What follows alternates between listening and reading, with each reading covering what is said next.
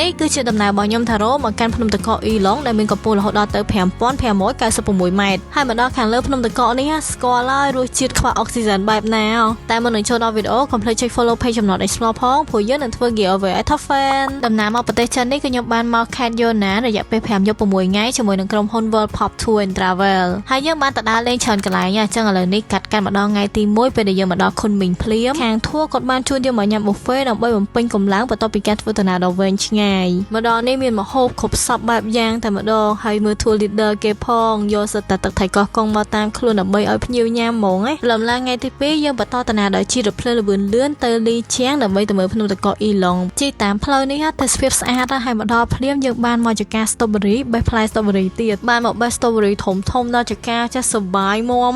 សំខាន់ធัวគាត់មាន free strawberry ឲ្យយើងម្នាក់កន្លះគីឡូទៀតចេញពី best strawberry គឺយើងបានមកមើលការសម្ដែងមួយដែលជាការសម្ដែងដ៏ល្បីនៅក្នុងតំបន់លីឈៀងនឹងហើយ show របស់គេចេញមកគឺអស្ចារ្យមែនដល់វគ្គមានទឹកធ្លាក់នេះទឹកធ្លាក់ហោះចេញពី screen ហ្មងកន្លែងយើងអង្គុយនេះក៏មានទឹកធ្លាក់វូមកយើងទៀតហើយឃើញសេះគេពងតាដឹកនេះអានេះគឺសេះមែនតែនហ្មងហើយក្នុង show នោះមានព្រើខ្យល់ភ្លៀងអីហ្នឹងគឺគេធ្វើចេញមកដូចយើងបានឃើញទស្សនភាពនៅខាងក្រៅអញ្ចឹងវគ្គខ្លះមានព្រំហោះមនុស្សហោះអីហោះកាត់យើង view ពេញហ្នឹងហ្មងខ្ញុំអង្គុយមើល show នោះអត់ហ៊ានព្រិចភ្នែកទេណាព្រោះគេមាន action ថ្មីប្លែកចេញមករហូតហ្មងតែវីដេអូនេះខ្ញុំធ្វើកាត់ទេបងប្អូនអញ្ចឹងបន្ទាប់ពីមើល show ហើយយប់ឡើងនេះយើងមកលីឈៀង Asian Town ភូមិបុរាណលីឈៀងនេះគឺធំមែនតើហើយក៏ជាភូមិបុរាណដែលបានជាប់ជាសម្បត្តិបេតិកភណ្ឌពិភពលោករបស់ UNESCO ដែរនៅភូមិបុរាណនេះគេរៀបចំស្អាតជាពិសេសគឺកន្លែងផ្ទះចិនបុរាណនេះពេលបានទៅដល់ហើយមានអារម្មណ៍ថាខ្លួនឯងដូចនៅក្នុងរឿងចិនពីដើមអញ្ចឹងហើយនៅនេះគេល្បីផ្កាអញ្ចឹងតាមផ្លូវយើងឃើញគេដាំផ្កាចម្រុះពណ៌ស្អាតច្រើនណាស់អ្នកចូលចិត្ត street food ណែ like អីមកភូមិបុរាណនេះត្រូវហើយនេះសម្បូរបែបហ្មងណានេះហើយយើងចង់នៅលេងដល់រៀងយប់ជ្រៅតិចក៏បានដែរព្រោះអីកន្លែងគេរបស់យើងនៅជិតនឹងឯដើរតែ5នាទីដល់ហើយថ្ងៃទី3នេះគឺជាថ្ងៃដែលយើងត្រូវឡើងទៅកាន់ភ្នំអ៊ីឡុងហើយជាភ្នំតកកល្បីបំផុតនៅលីឈៀងនេះតែមុននឹងឡើងទៅនឹងខាងធัวក៏បានឲ្យអុកស៊ីហ្សែនមកយើងម្នាក់ម្ដងព្រោះឡើងទៅដល់ខាងលើភ្នំនឹងលែងសូវមានអុកស៊ីហ្សែនធ្វើឲ្យយើងពិបាកដកដង្ហើមហើយពេលជិះ cable car ឡើងទៅលើភ្នំអ៊ីឡុងនឹងភ័យផងរំភើបផងព្រោះខ្ពស់មែនតើគ្រាន់តែទៅដល់ខាងលើកំពូលភ្នំភ្លាមគឺខ្ញុំឡើង excited សប្បាយឃើញទេសភាពស្អាតប្លែកភ្នែកតកកជាប់ភ្នំហើយខ្យល់បក់ខ្លាំង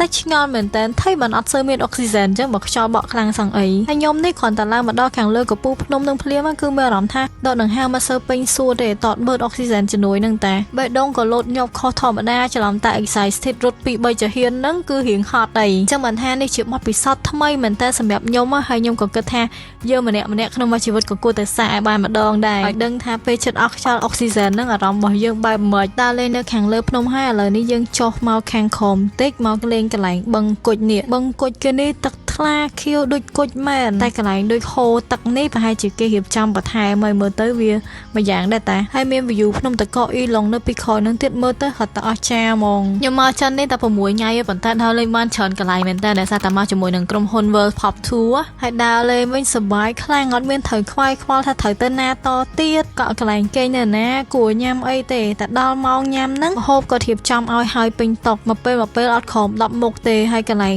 គេងក៏ស្អាតមានផាសុខភាពចិត្តកន្លែងដើរលេងទីប្រជុំជនហើយបង tour leader និង tour guide ហ្នឹងក៏យកចិត្តទុកដាក់គ្រប់ជំហានដាក់គ្រប់គ្នាដែលជាភ្ញៀវហ្មងក្រុមហ៊ុន World Pop Tour and Travel នេះក៏មានបទពិសោធន៍ច្រើនឆ្នាំហើយអញ្ចឹងមកដល់ថ្ងៃនេះចូល25ឆ្នាំហើយអញ្ចឹងការរៀបចំ tour របស់គាត់មិនមែនចេះតែរៀបទេគឺគាត់សុទ្ធតែមានបទពិសោធន៍មានការចុះមក check មើល location មុនសាកម្ហូបសាកកន្លែងស្នាក់អីមុនទាំងអស់ហើយបានគាត់នាំភ្ញៀវមកហើយទិសដៅមកខុនមីងតាលីលីឈៀងនេះក៏ជាទិសដៅដ៏សប្បាយហើយល្បីមែនតើនៅ World Pop ដូចគ្នាដូចខ្ញុំមកដើរលេងនេះគឺទទួលបានបទពិសោធន៍ច្រើនមែនតើហើយកន្លែងដើរលេងស្អាតណាជាពិសេសធัวមកលីឈៀងនេះគឺបានមកស្នាក់នៅ Club Med ដែលជាទីតាំងស្អាតហើយមានច្រើននៅតាមបណ្ដាប្រទេសផ្សេងដល់នេះមានអារម្មណ៍ថាដូចអភិជនអញ្ចឹងព្រោះអីមានសពគ្រប់បែបយ៉ាងក្នុង Resort Club Med នេះនៅនឹងគេ exclusive ជាមួយនឹង World Pop ទៀតណាហើយអីដែលរឹតតែពិសេសហ្នឹងគឺយើងបានញ៉ាំអាហារ buffet ដ៏សម្បូរបែបនៅនេះរហូតដល់ទៅ3ពេលតែម្ដងបរិយាកាសក្នុង resort វិញណាស្រស់ស្រាយ relax ហ្មងហើយឃើញទេសភាពស្អាតអញ្ចឹងតែងឈុតចិនមួយមើលណាគេមើលដល់កន្លែងនេះ ខ្លះឃើញ admin ពាក់ឈុតចិន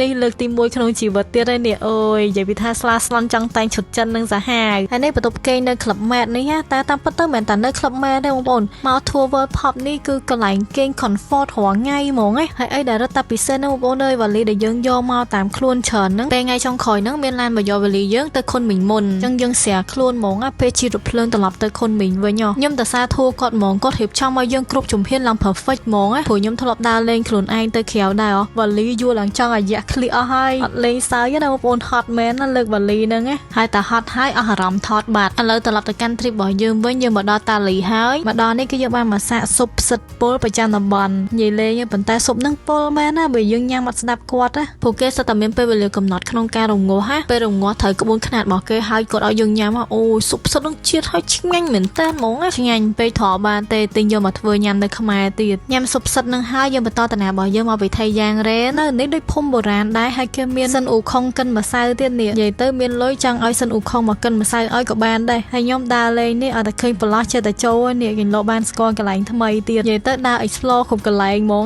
ហើយនៅនេះខ្ញុំទៅសាររឿង strawberry blueberry អីបងប្អូនអើយធំហើយតម្លៃធូរល្អឃើញខ្ញុំចង់តែទិញគ្រប់មុខយកមកហ្មងតែចុងក្រោយអត់បានទិញដដែលដោយសារបញ្ញាប់ពេកហើយកន្លែងចុងក្រោយគេដែលយើងមកក្នុង trip នេះគឺ Santorini ថោប៉ោកន្លែងនេះគេនិយាយថា Santorini ថោប៉ោមែនណាប៉ុន្តែស្អាតរបស់គេអត់មានថោប៉ោអីបងប្អូនអើយចេញមកដូច Santorini ពិតហ្មងខ្ញុំអត់ដែរទៅប៉ុន្តែឃើញគេរៀបស្អាតមែនហើយបើថាបានមកដល់នេះហើយកុំភ្លេចពាក់ outfit ឲ្យត្រូវ mood នៅនឹងផងព្រោះអត់ចេះខ្វះប្លង់ថតទេនៅនឹងអញ្ចឹងចប់ពី Santorini ហើយពួកយើងក៏បានត្រឡប់មកខុនមីងវិញដោយការជិះរថភ្លើងលបឿនលឿនដដែលហើយស្អែកឡើងគឺយើងបានហោះហើរត្រឡប់មកបំពេញវិញហើយអញ្ចឹង trip នេះមានតែប៉ុណ្្នឹងទេជួបគ្នានៅវីដេអូក្រោយទៀតបាយបងប្អូន